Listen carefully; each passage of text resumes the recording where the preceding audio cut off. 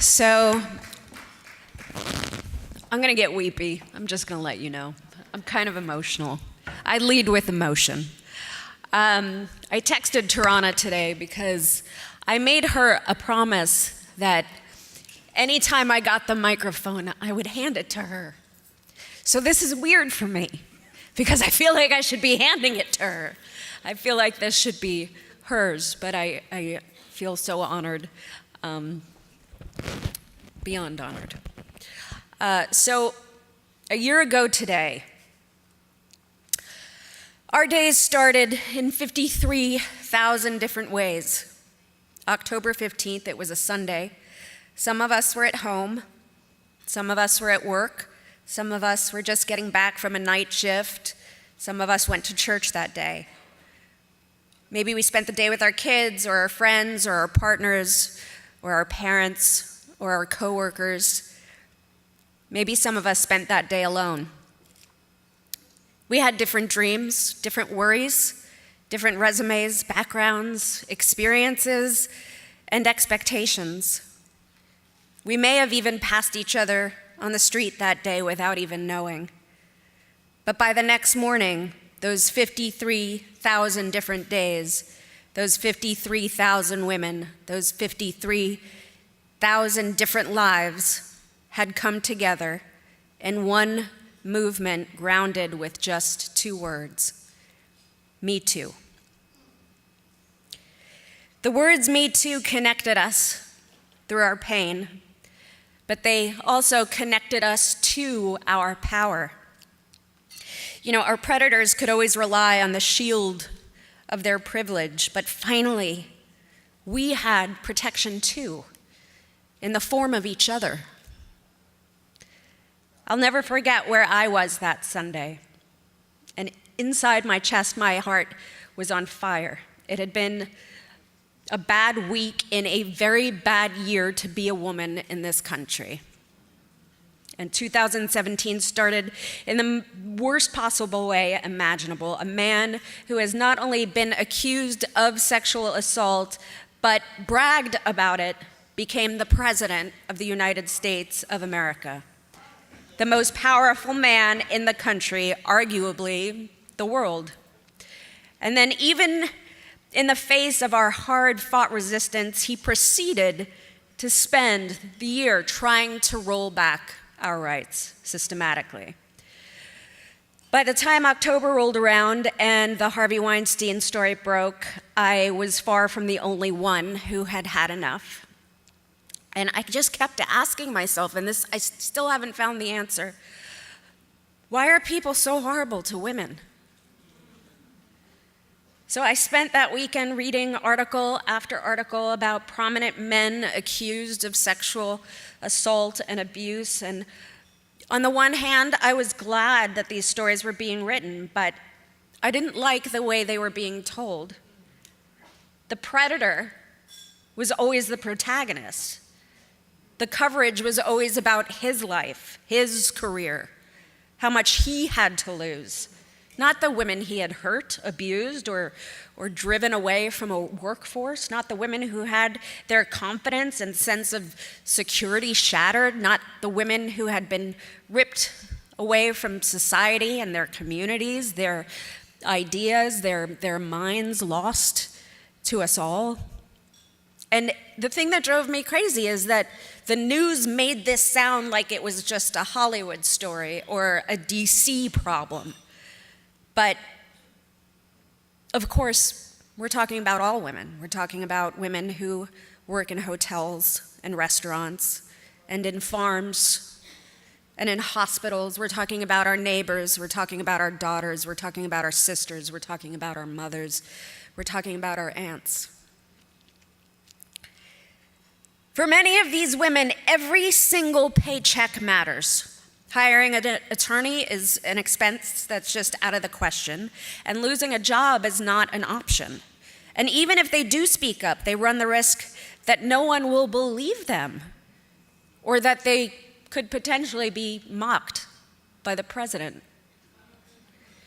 These women who are targeted precisely because they are vulnerable, women whose abusers count on their very silence.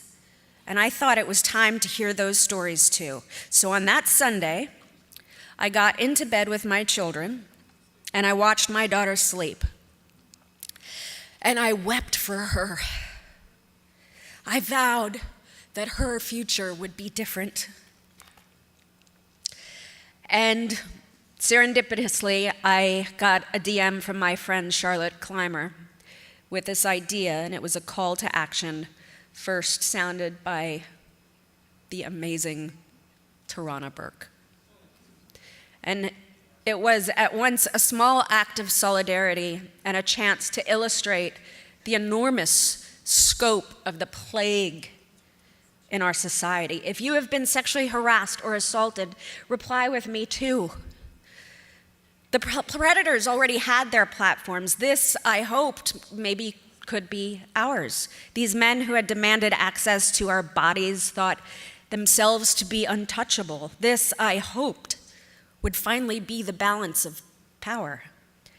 And by sharing our stories, stories in which we were the protagonists, we made it very clear that every single one of us is so much more than just a victim of someone else's actions. We are the heroes of our own stories. We are the agents of this change. And yes, we want our abusers to know that they can and should be held accountable. But this is so much bigger than them. We want to end this spectrum of sexual violence and harassment and assault once and for all, and we want to dismantle the systems that allowed these crimes to go on for far too long. And as I see it, there are a few things to make this happen, and I know that everyone in this room can actually help with these things. First is education. I'm raising 2 kids right now, a boy and a girl, and I think all the time about the forces that will shape these little people into humans as they grow. And I know that they're learning about equality at home, and I make sure of that, but I know also that there are some children who aren't learning about equality. And to me, this should be a part of every curriculum in every single school, and lessons that absolutely everyone needs to hear, because respecting the value of every single human you meet is a basic, fundamental requirement of being part of society. And oddly, apparently there are people that still don't get that. So we have to make sure that that message is reaching everyone. And second is legislation. It's time. In fact, it's way past time to pass the Equal Rights Amendment.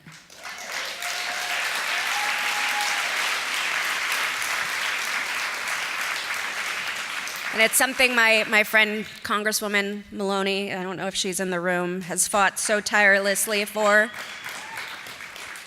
a decade. We need to guarantee women protection in the Constitution. And I can't believe it's 2018 and we're still talking about this, but here we are. And we need other protections too. We need paid family leave. We need equal pay for equal work. We need the Violence Against Women's Act. We need a domestic workers' Bill of Rights in all 50 states. And even though we shouldn't need a law that equips hotel housekeepers with panic buttons, apparently we do. Chicago passed a law after a survey of hospitality workers found that half had seen a guest expose himself. As one hospitality worker in California put it, they feel they have a right to the lady who cleans the room. Now, I hope and pray that I live to see a world where everyone finally understands that you cannot do that to anyone, ever, no matter how important you think you are. But in the meantime, let's make sure that these women have what they need to protect themselves. Please, we must keep asking the right questions and demanding the right action, which brings me to activation. Despite our president's best efforts, we still live in a democracy.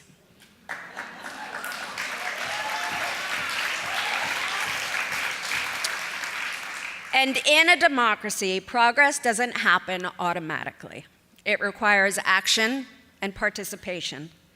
It challenges us and it empowers us, because at the end of the day, it actually is us. So please, I know I don't have to speak to you guys in this room about the importance of November 6th, but we all have to bring friends and make it clear that you're only going to support candidates who will support women, that you will only support companies and brands that support women, and you will continue to do whatever you can using whatever power and platform that you have to end this ridiculous status quo. And men in the room, I'm talking to you too, because we cannot do this without you. We need you to stand by our side. And not just because we're your wives or your daughters or your sisters and mothers, but because we are human beings, equally endowed with the same inalienable rights. So let's move forward together. And as Tarana says so perfectly, being a survivor does not define who you are. It is because of Tarana Burke that I have hope, that the words "me too" have always been just more than a testament to our past, but they are a prayer for our future. And I'm hopeful that those stories won't be the norm for my daughter's generation, because there will be a new set of expectations for the men of my son's generation.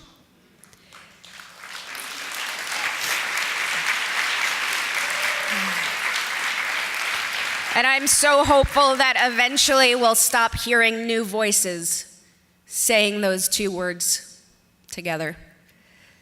But this movement is not going anywhere until our work is done. I will support Tarana Burke forever, if we have to. The words "me too" are going to keep echoing. They will reverberate off every closed door. They will bounce off of every glass ceiling. We will feel their vibrations every time they hit a wall that stands between us. Me too. Me too. Me too. And they'll echo until every door has been opened, until every glass ceiling has been smashed, until those walls that exist to keep us out have come down. And only once there is nothing left for those walls to bounce off of, no barriers left to hold us back, will those echoes go silent, because that will mean that we do not need them anymore. And that is what I'm praying for. That is what I'm working for my daughter, for your daughters, for everyone. Thank you.